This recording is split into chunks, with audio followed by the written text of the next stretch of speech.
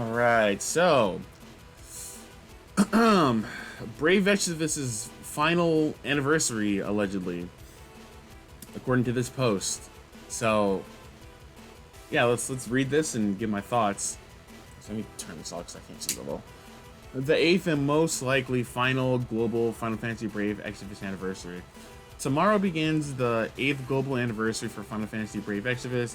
You know things are bleak when the producer is showing up on the video announcing the budget, team, etc. has been all slashed to the floor. So basically, most players seem to understand the end is coming soon.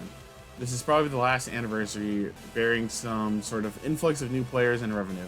I will not pretend that the game is perfect, or it is falling under the weight of its own bloat after 8 years. I won't get into them here, but it's an 8-year-old game that feels like an 8-year-old game.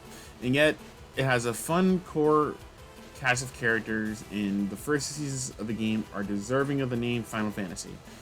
The end is the end of season 2, though we are on season 4 now, is a very nice wrap up to the story and really works as the end of the game. If you enjoy Final Fantasy storytelling and worlds and have not played the game before because of all the legitimately bad things, I tell you to jump in and at least enjoy the first 2 seasons. Obviously, the anniversary comes with a lot of freebies, but really the story is so old and power creep is so insane in the game that you could do one pull and auto through the story fights, and you can basically ignore all the battle mechanics.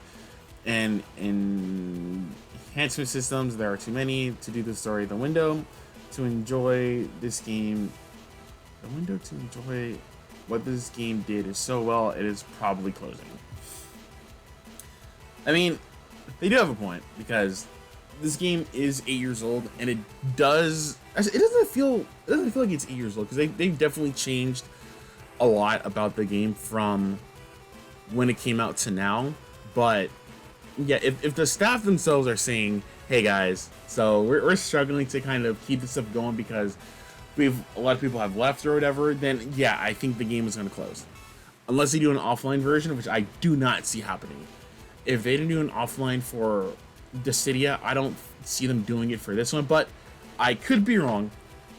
I wouldn't know how to feel if they did do an offline version for this when they didn't do it for Dissidia, but yeah, am I gonna feel sad whenever this game dies? Yeah, because this, like I said before, this game is essentially Brave Frontier 2. I don't want to open this image.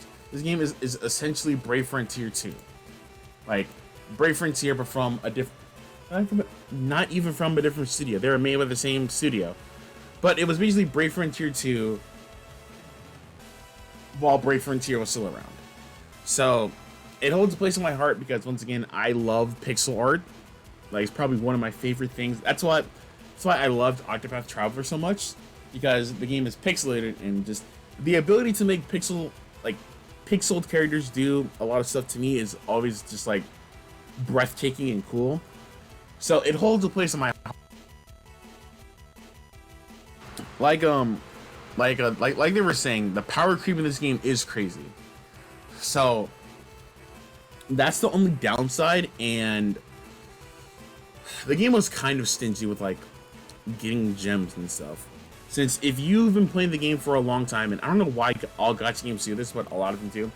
If you play the game for a long time and you basically cleared everything, and then something new comes out or something that you want, you basically have to spend money to summon for the characters. And I don't understand why they do that, because it'll always be to a point to where whenever you get a lot of stuff from a game, you don't know if you want to spend it on something, because eventually that character will get power crept or something, and then you'll have to like save for something else, and then like save for whatever's meta and stuff.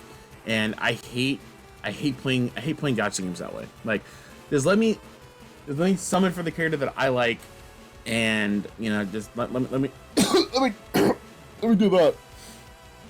But yeah, because bringing this up again, One Piece Treasure Cruise is another example that does that, to where essentially, if you play the game since launch, you get punished for playing the game since launch.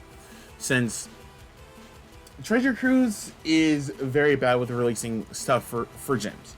Since back in the day, it wouldn't be as bad, But now it's like I said, I've been playing Treasure Cruise since like the day it came out globally, so my account is very old. And when they release like Shugo characters, I can't summon for all of them because I'm not gonna spend money on this game, and there's no way to get gems without essentially buying them. And I just hate that so much. Like they should have a thing to where, I don't know, have a system implemented to where if a player's been playing for a while, they refresh like stuff so that way you can get gems again and not have to spend money. But that's another bridge. That's another topic for another day. But yeah, I just hate it.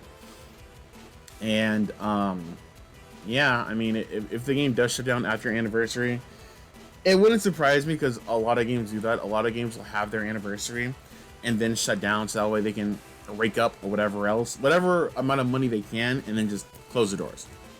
Tokyo Ghoul did it, Tales of Link did it, there are a bunch of other games that did it that I can't think of, but yeah, Final Fantasy Exvius might be shutting down soon, so if they do, I'll make a video.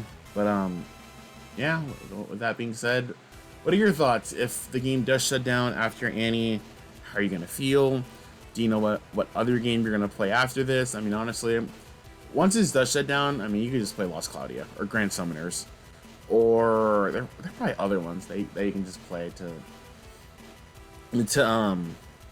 have that hole in your heart filled. But yeah, that'll do it for this one. Thank you for watching.